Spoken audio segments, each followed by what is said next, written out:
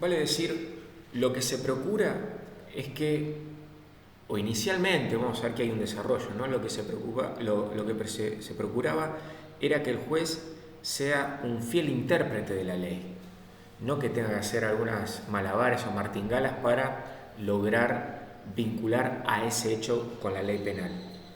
Decía Beccaria también en ese libro de los delitos y de las penas: el juez debe ser un impersonal autómata de la subsunción. Autómata como algo mecánico, digamos como un robot, y de la subsunción, vale decir, subsumir este hecho de la realidad en ese espacio creado por la ley penal. Digamos, el juez como solamente esto, no andar dándole vuelta o buscándole algún giro para tratar de acomodar ese hecho a la ley o deformar la ley para que pueda alcanzar el hecho que está analizando. Como tal, se consideraba en esa época peligrosa este concepto del espíritu de la ley, porque si ese espíritu de la ley solo podía ser interpretado por el juez, bueno, le daba la capacidad de cierta libertad de interpretación, lo cual volvía a la ley en una herramienta de la arbitrariedad, toda vez que va a ser el juez quien va a definir, según su leal parecer y entender, qué es la ley penal o hasta dónde alcanza. Y esto también abre la posibilidad de que se concrete lo que se denomina la paradoja contramayoritaria. Una paradoja es una situación contradictoria, contraintuitiva, algo que no nos cierra, ¿correcto? Una situación paradojal. Y contramayoritaria en el sentido que se estaría facultando u otorgando la posibilidad de legislar, o sea, de decidir cuál es el alcance de la norma, justamente a un poder que no es mayoritario. Dentro del Estado tenemos tres poderes, ¿no? Poder ejecutivo, legislativo y judicial.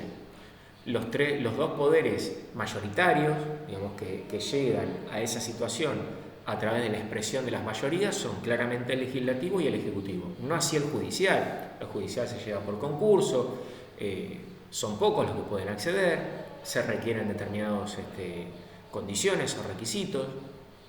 Sin embargo, parecería que estos pocos jueces, hoy lo podemos identificar con 5 personas que forman parte de la Corte, estarían en capacidad de definir el alcance de la norma que previamente fue votada por los legisladores y el Ejecutivo. Entonces, si el juez es quien termina de decidir el alcance de la norma, claramente se produce esto que denominamos la paradoja contramayoritaria, esta situación paradojal donde poderes que no son mayoritarios se ubican por encima de los que sí representan la vocación del pueblo, que votó esa gente ahí para que también defina el alcance de las leyes, porque hay cierta comunión entre ese ideario de la gente y de sus representantes, y sin embargo serán estos pocos los que definan el alcance de la norma. Ahora bien, inicialmente las normas penales, incluso las realidades que debían alcanzar o solucionar, o los conflictos que debían solucionar las leyes penales, no eran los mismos que vivimos hoy. No sé, delitos financieros, lavado de activos, evasión tributaria, delitos medioambientales, un montón de cuestiones que antes no había. Entonces quizá uno podía requerir de los jueces: mire, usted aténgase a lo que está escrito en la norma penal, no me ande dando vueltas, haciendo giros, si está clara la letra de la ley. Sin embargo, incluso en aquella época era necesario facultar facultar al juez que pueda tener, aunque sea un mínimo margen de acción, porque los hechos de la realidad no vienen claros o evidentes a dar con lo que está previsto en la norma.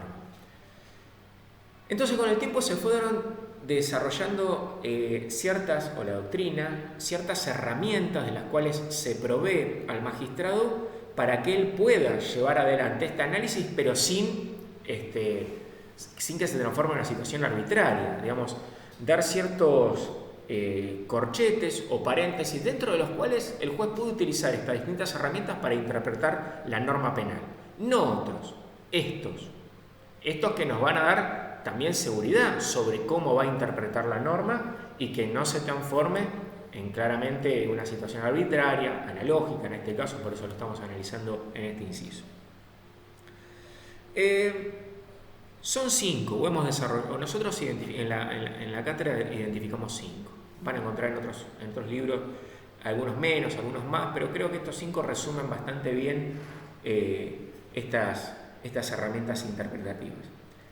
La primera es el sentido literal más próximo, vale decir, si la norma dice matar y la conducta que está siendo llevada a conocimiento del juez no es matar, sino algo parecido a matar, por ejemplo, alguien que agredió a otra persona y lo dejó en un coma farmacológico, está casi muerto, pero no está muerto, y la norma dice matar.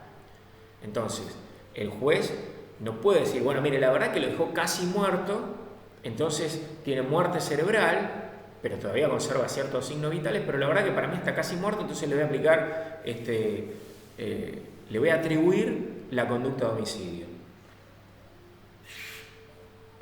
Bueno, no. Claramente, el sentido literal, la interpretación literal, indica que no puede aplicarse. Habrá que buscar en el Código Penal si hay otra norma que calza justo, en este caso sí, lesiones gravísimas, pero no el homicidio. Y así, en todos los casos que ustedes se pueden imaginar, donde, porque una situación se parece, el juez pueda tener la tentación de aplicar o de asignar determinada conducta a un hecho que no está previsto taxativamente en el código. La segunda herramienta es la concepción del legislador histórico. Digamos, las normas penales, ustedes saben, se discuten, correcto, en el Parlamento, en un momento y en un espacio determinado. Y ese legislador, en ese momento, se pronunció de determinada manera, correcto. Entonces, si el juez tiene alguna duda sobre el alcance literal de la norma, pues puede ir a buscar ahí, en esa información, en esos datos, información de relevancia para entender a qué remite la norma penal. Luego está lo que se llama el contexto sistemático legal. Hay dos filósofos, yo le mencioné a uno la vez pasada, Nino, y otro norteamericano, Ronald Dworkin, que trabajan sobre esto, utilizan ellos dos metáforas distintas. La que más conocemos es la de la construcción de una iglesia. Supónganse que vamos a construir una iglesia monumental y contratamos a un arquitecto. Y ese arquitecto la diseña y va construyendo distintas fases, digamos, los cimientos, la parte del medio, empieza con lo que sería la nave central, las naves laterales, después hace la cúpula y después... Bien, tiene todo un sentido, una forma. Si empieza con un modelo renacentista, pasa a un barroco, luego un neobarroco, luego un estilo clásico, luego un posmoderno, claramente queda un chiquero. No se entiende, no se alcanza a entender hacia dónde estaba orientada, qué no quería decir el arquitecto o el diseñador con esa obra de arte. Bueno, con la jurisprudencia debería pasar lo mismo. Si un sistema institucional o Estado de Derecho, desde uno de los poderes que es el Poder Judicial, empieza a desarrollar determinada línea argumentativa con relación a qué debe entenderse, por ejemplo, con la tenencia de estupefacientes para consumo personal, es importante que los magistrados que vayan fallando a lo largo del tiempo mantengan esa línea interpretativa. Esto no quiere decir que ellos estén atados y que indefectiblemente deben fallar como fallaron los anteriores, pero esto debe ser un criterio que los magistrados tienen que tener en consideración. Si ustedes ven, por ejemplo, la sentencia de la Corte Suprema de Justicia de Estados Unidos, un fallo emitido hoy, 2020, ellos van a poner, como dijimos en 1892, como dijimos, ellos mismos. Ellos no sienten que sean una corte distinta de la de fines del 1800, sino que son lo mismo porque tratan de construir, de formar parte del mismo discurso en el tiempo. ¿Correcto? No ir cambiando, porque también esa distinta interpretación normativa reverbera en lo que es el alcance de la norma en el sentido preventivo general. Cómo la gente puede decir, bueno, la verdad yo tengo que escuchar a la Corte o a los jueces sobre qué interpretación le dan a determinado artículo, ¿verdad? Tenencia de estupefacientes para consumo personal. Y resulta que hoy dicen que no está prohibido, y al otro día dicen que está prohibido, y al otro día la Corte dice que no está prohibido, como ocurrió en los fallos Basterrica y demás. Claramente esto desorienta. Hay que tener determinada coherencia en las expresiones legales. Y los jueces, cuando tienen que fallar, aunque sea un juez de primera instancia, tiene que tratar de entender qué se vino diciendo y ser esta una herramienta interpretativa. Bueno, no quiere decir que tiene que estar siempre ajustado a lo que se dijo, pero sí sería importante que esto sea un criterio de actuación. Luego está el criterio sistemático legal o teleológico, criterio teleológico, digo bien, o de interpretación teleológica. ¿Cuál es el fin político criminal de esa norma? ¿Qué procura esa norma? ¿Qué busca? ¿Desalentar determinado delito? Entonces, si el sentido político criminal de esa norma es tal, es X, y yo estoy analizando yo juez o fiscal, estoy analizando una conducta Y, esta norma que tiende a perseguir X, ¿la debo utilizar para perseguir Y? ¿Es este el sentido, la teleología de esta norma? Claramente no. Entonces, este debe ser también otro criterio interpretativo. Y finalmente, un criterio que hemos incorporado hace poco en nuestra cátedra es el indubio pro homine, ¿no? O el indubio pro libertate, pro libertad. De aquellos sentidos que nos provea la norma, siempre hay que estar por el más restringido. Más restringido en el sentido de derecho penal mínimo o garantista, como les mencionamos anteriormente en otras clases. Vale decir, si yo juez tengo dudas sobre cuál es el alcance de esta norma, siempre tengo que ir o tender a pensar en qué se debe ser el alcance más restringido. No todo lo que me pueda abarcar la norma, sino lo mínimo que me pueda abarcar la norma. Ese es, o debería ser, otro de los sentidos del derecho. Bueno, estoy haciendo videos de 14 minutos y medio, estamos en el 13:15.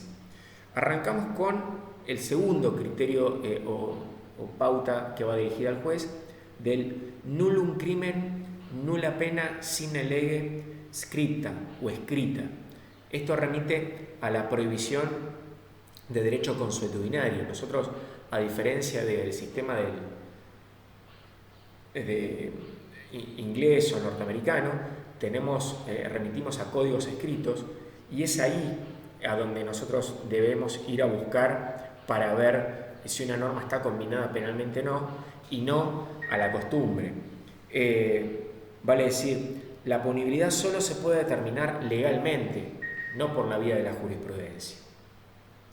Suspendo aquí y ahora continuamos en otro video.